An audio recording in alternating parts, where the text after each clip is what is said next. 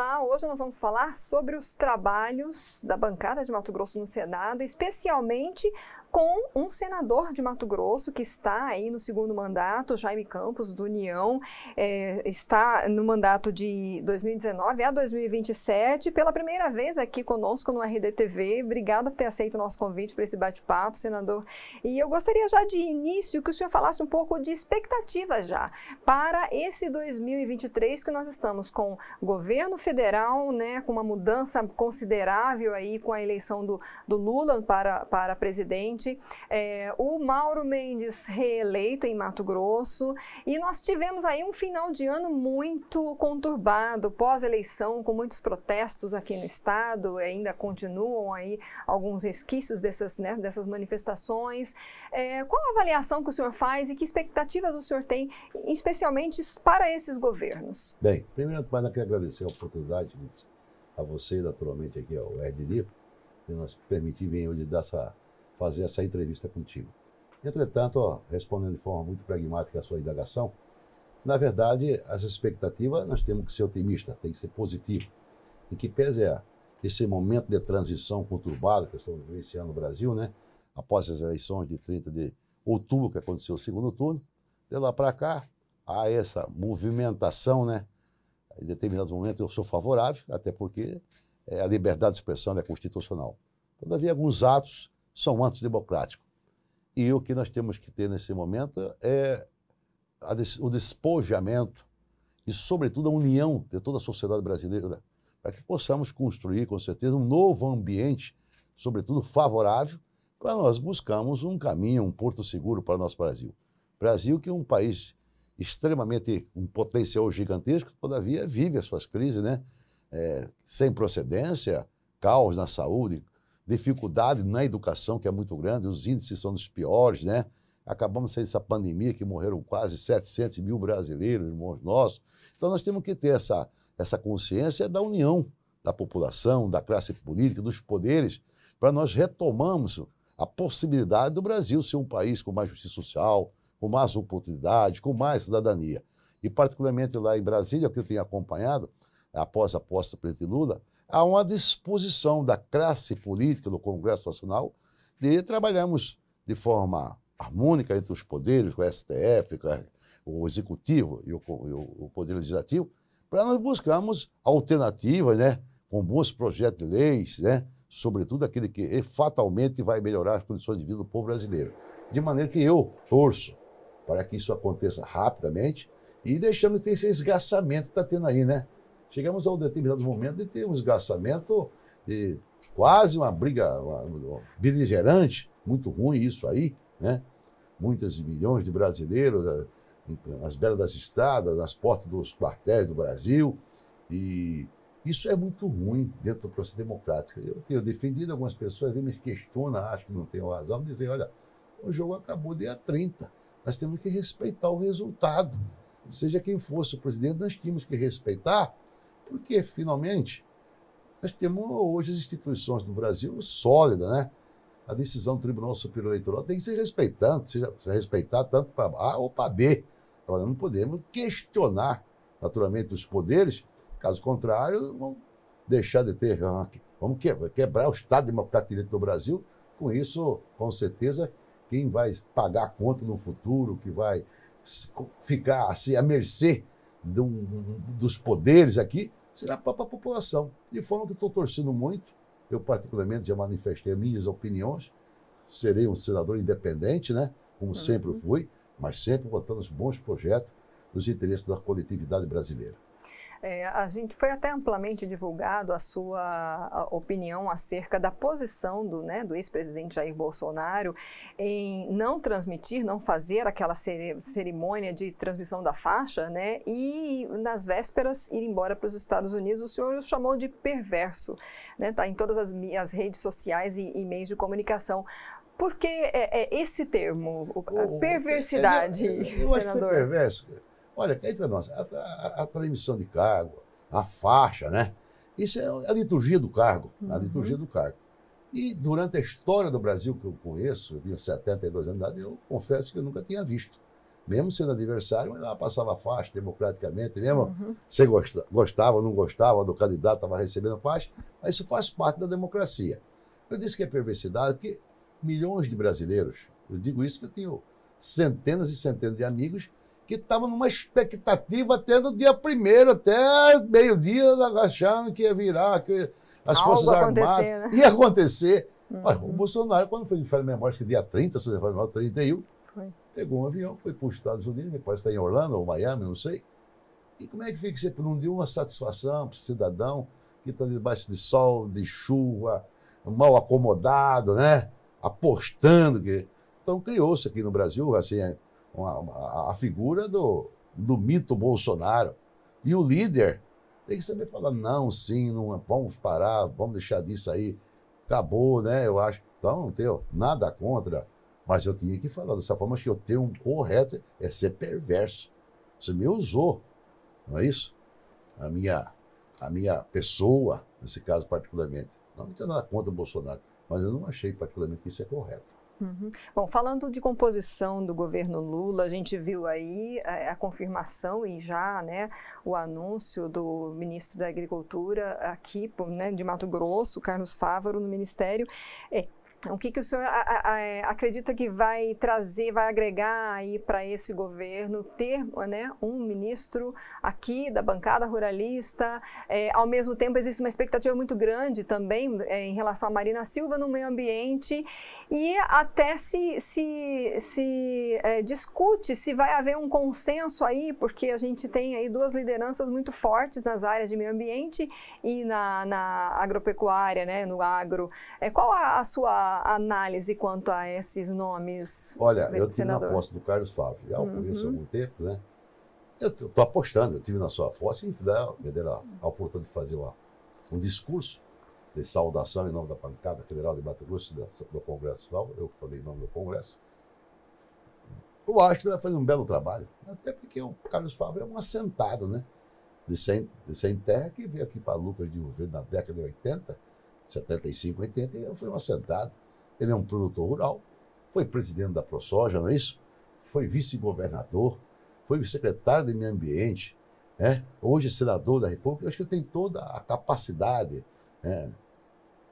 Parece ser um grande ministro, um conhecedor profundo na matéria do agronegócio, da pecuária, da agricultura familiar, dos assentamentos que hoje no Brasil hoje está mercê de uma política justa, não é isso? Então, eu estou apostando que ele faça um bom trabalho.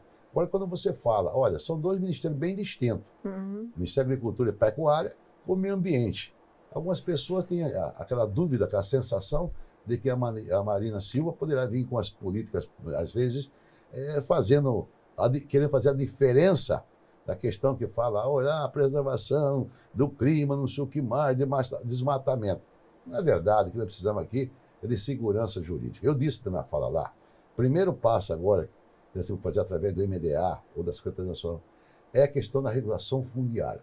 Você imagina se o produtor rural, hoje, que está produzindo com tecnologia, na base da sustentabilidade, ele vai querer prejudicar os negócios dele? Não, de maneira alguma. Nós temos um código florestal, talvez o mais avançado do planeta. O único país no planeta, que tem uma legislação ambiental sólida, firme, transparente, é o Brasil. Tanto é que as regras são claras. Para que Marina, se pudesse mudar alguma coisa que está lá escrito nas leis, sobretudo no Código Florestal Brasileiro, tem que fazer outras leis. Mas mudar para quê? Se nós temos já milhares de leis, só falta colocar em prática e, sobretudo, interpretar aquilo que é melhor também para o povo brasileiro. Eu, particularmente, participei no meu primeiro mandato na construção, na elaboração do Código Florestal Brasileiro. É a coisa mais moderna do mundo. Qual país do planeta preserva quase 65% do seu território? Nenhum. Só o Brasil. Nós temos a Mata Atlântica preservada, uma parcela dela, a nossa Amazônia, nossas florestas, o nosso Cerrado, o nosso Pantanal. Nós temos essa primazia, né? De ter várias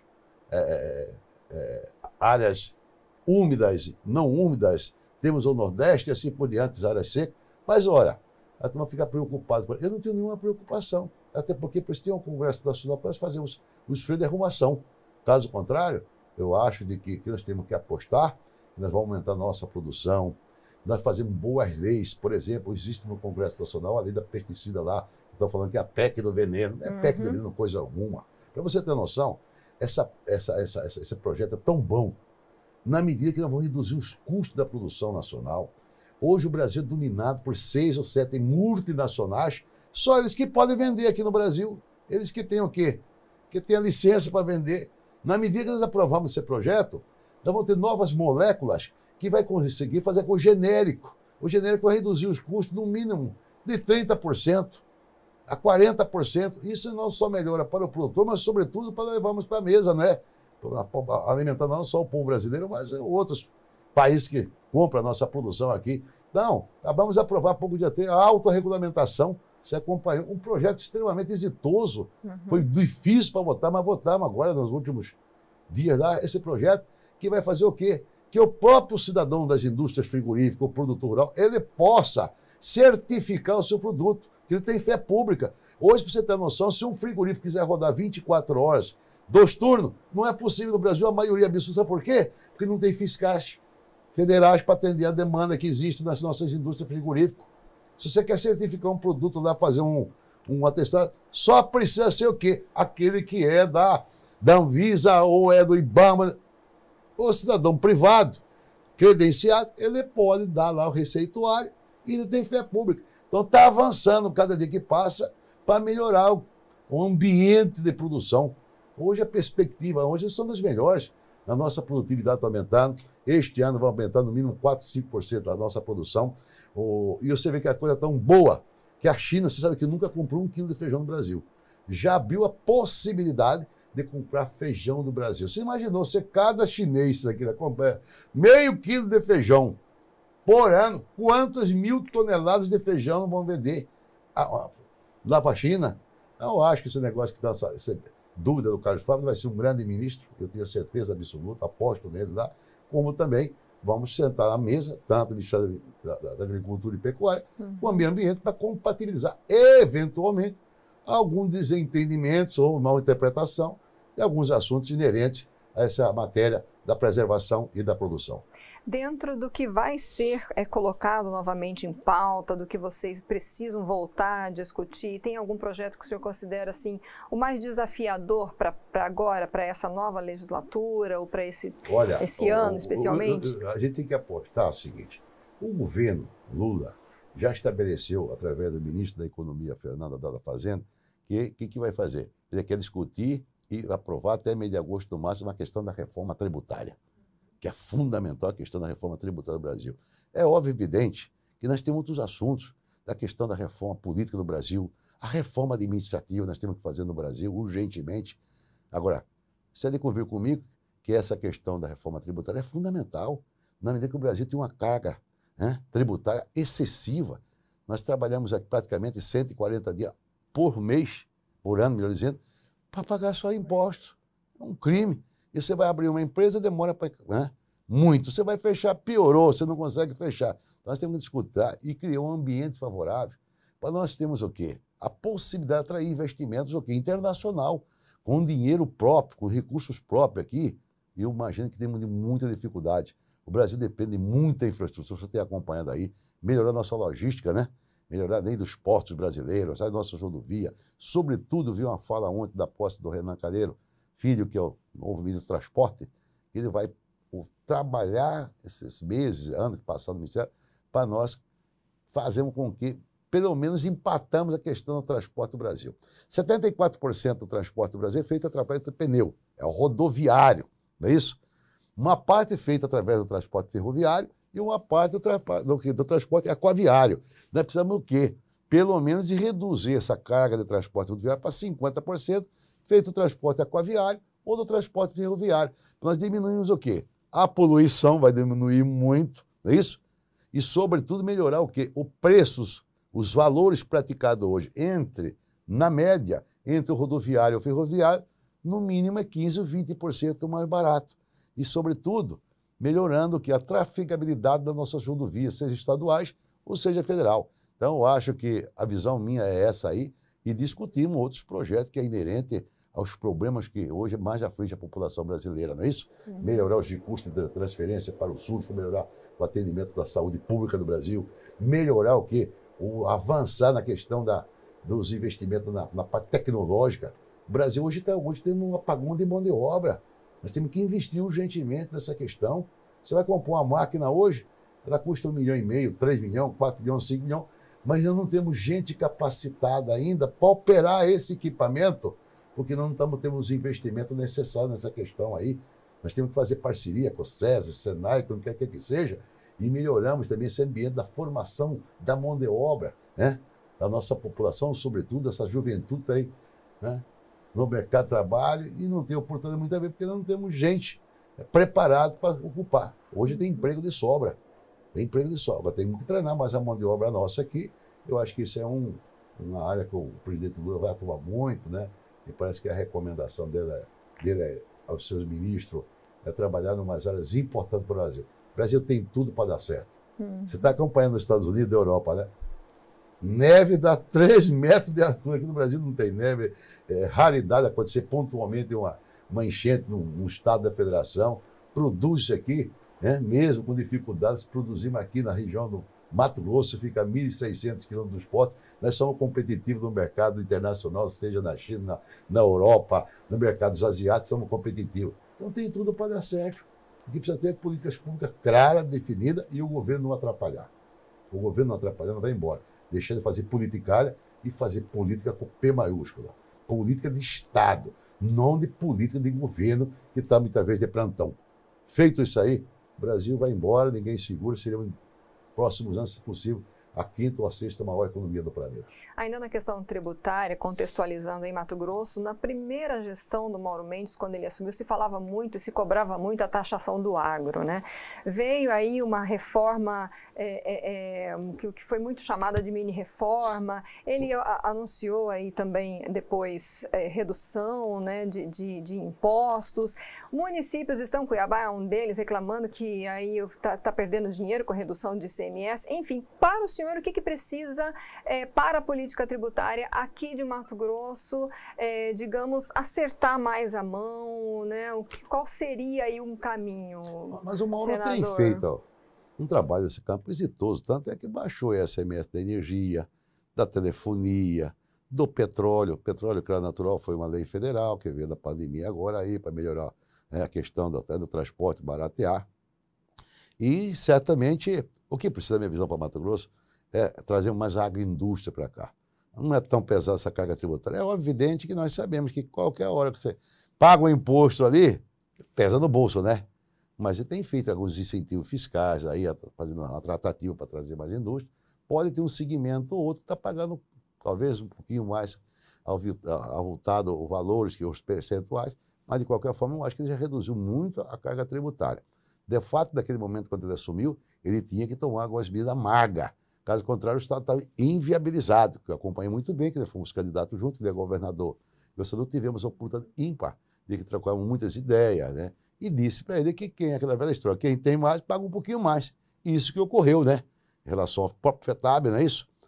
Melhorou a performance, hoje o Estado está com a possibilidade de arrecadação nesse ano 2023, se não me falha a memória, algo parecido em 3 a 3,5 bilhões. Agora ele deu uma taxadinha na questão do minério do Brasil, aqui no Estado, né? Ouro, não sei o que mais, caceterito, que talvez não, é insignificante, é 0,33, 0,35, não vai pesar coisa alguma.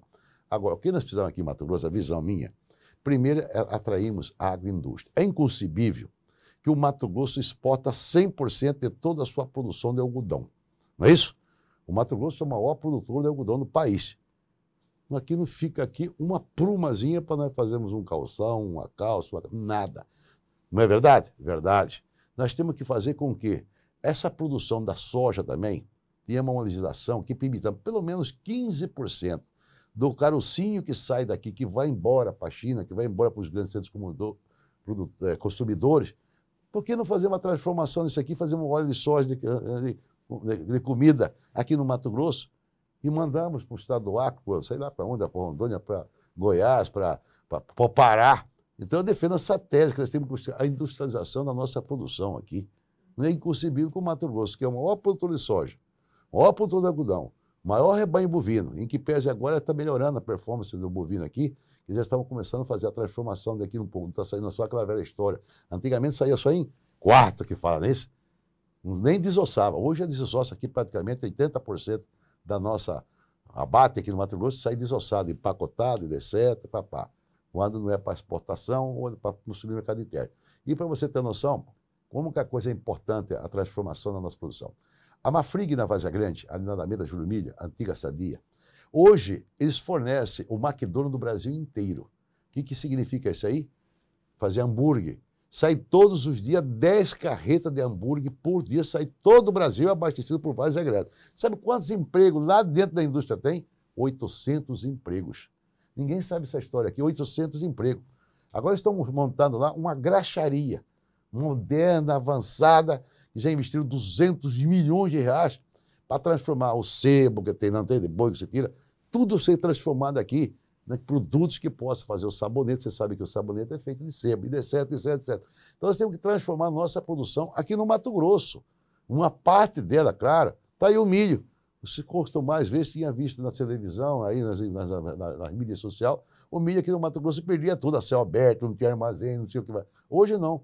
Quando chegou aqui as indústrias de etanol, hoje nós estamos, acho que se não me falha a memória, já é de etanol do Brasil, nós somos o maior. Do Brasil nós somos o maior. A transformação do etanol de milho, isso gera um subproduto que é o DGD, que você faz o quê?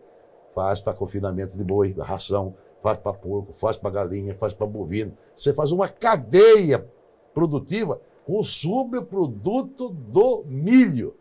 Não é verdade?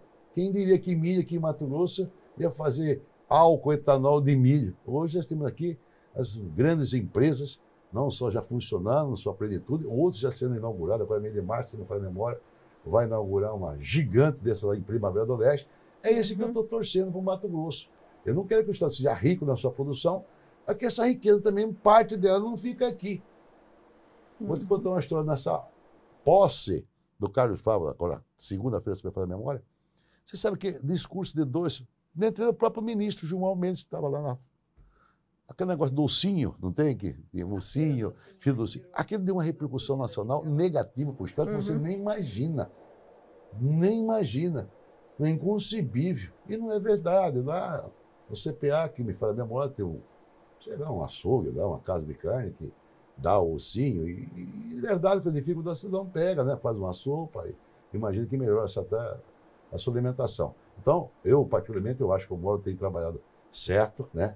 Tem algumas áreas que precisa dar uma melhorada em relação à questão da tributação, é isso? Principalmente daqueles que vai gerar mais emprego. Até tem critério, hoje tem um critério em relação à questão dos incentivos fiscais, né?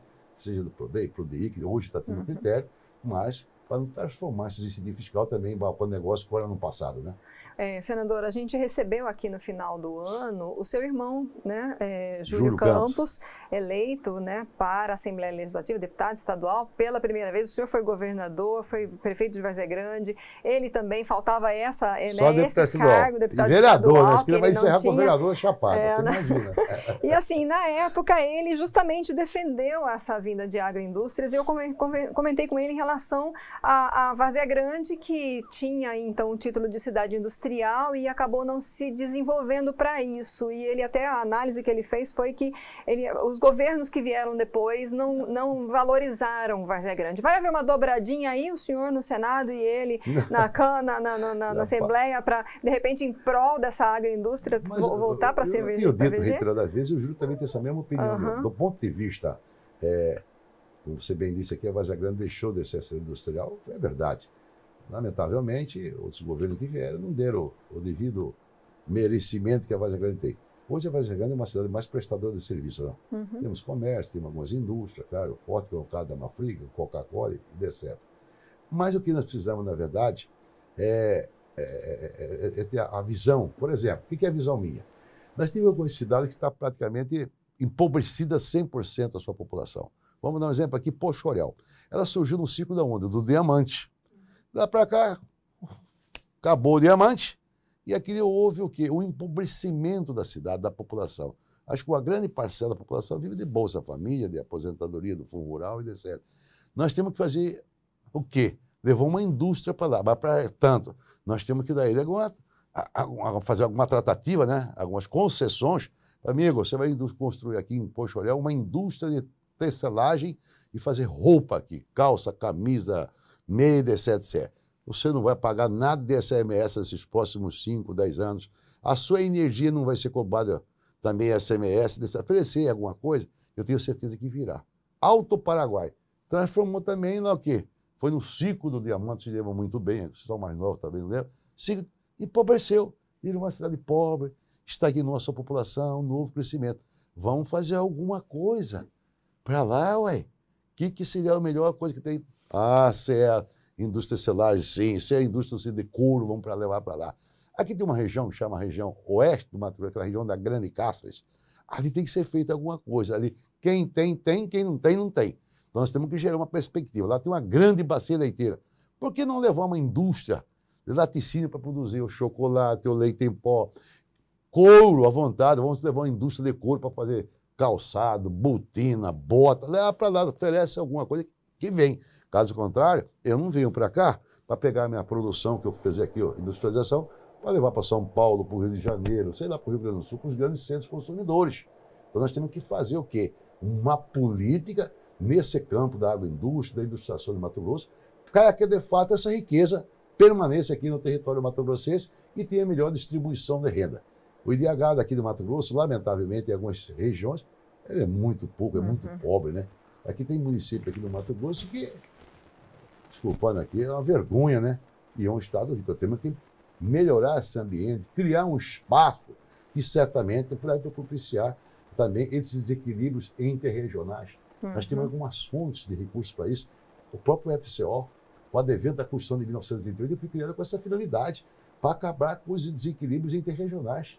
Hoje não, o FCO, desculpando aqui minha sinceridade, é usado só para alguns bacanas, né?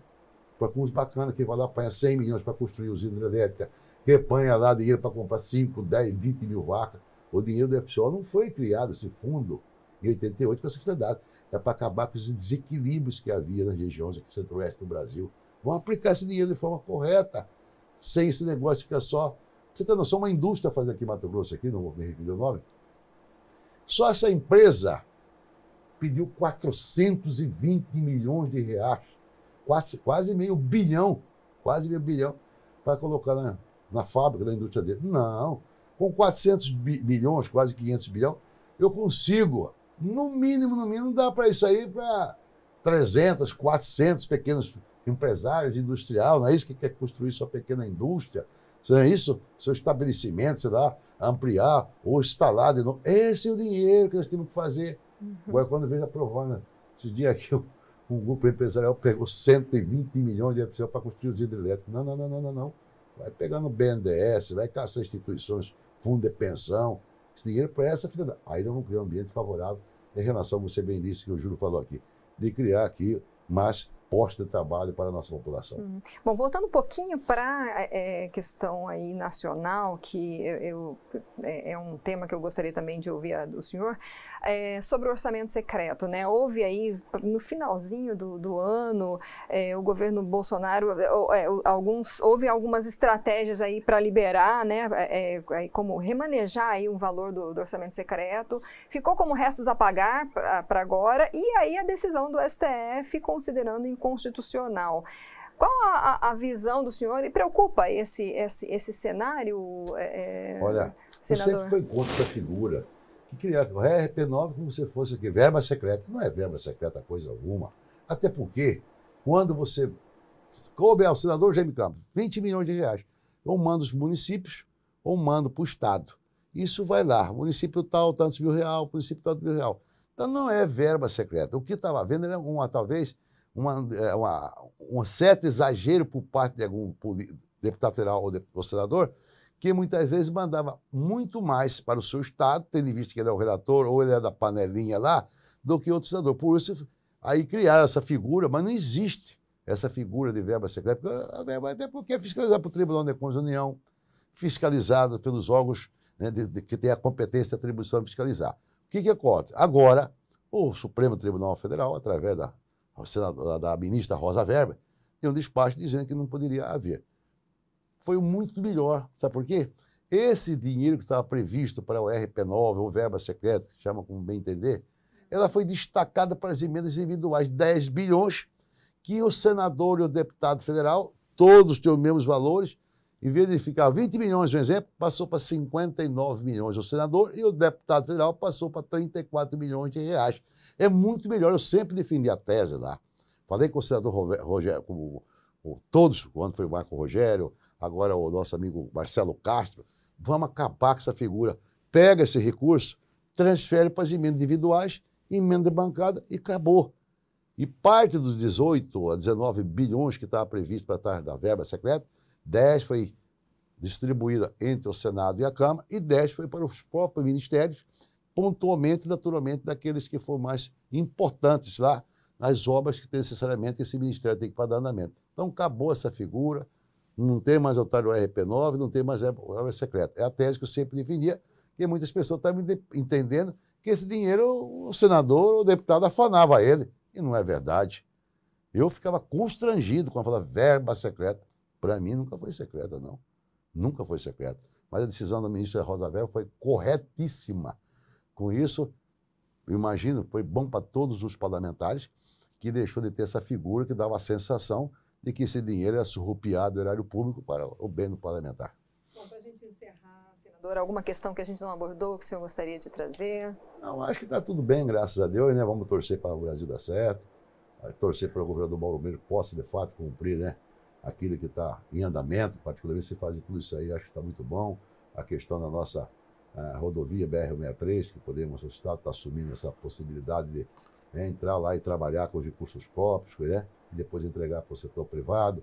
A conclusão da Ferro Norte, que foi uma luta nossa da bancada federal de Brasília, que está demandando a Rondonópolis, foi até a luta de Rio Verde. Se possível também, nós destravamos, que é um assunto muito importante, que é uma das bandeiras que eu vou assumir, que é a questão da ferrogrão lá em cima, que demanda Sinop, o Porto de Mirirituba, isso. E melhoramos nosso estado, a questão da saúde que é precária, né? Agora surgiu essa intervenção na Secretaria de Saúde Municipal de Cuiabá, na saúde. Nós temos que melhorar de fato, os hospitais estão sendo construídos, fazer uma política urgente, que eu sempre defendi, o Júlio está defendendo também, a questão da habitação. Nós temos que investir aqui em habitação para dar casa para as pessoas humildes, os carentes. E me parece que o Mauro está com um programa bastante ambicioso de construir no mínimo 40 mil casas populares, não sei se o tempo é possível. De qualquer maneira, tem que avançarmos também na política habitacional, que é onde ainda há muita carência ainda, né? As famílias vão aumentando, né? O Estado aumentou nossa população civil, né? Saímos de 3,4, fomos para 3,7 milhões de habitantes, né? A nossa Várzea Grande saiu de 285, foi para 315, né? A Cuiabá foi para 698, 699.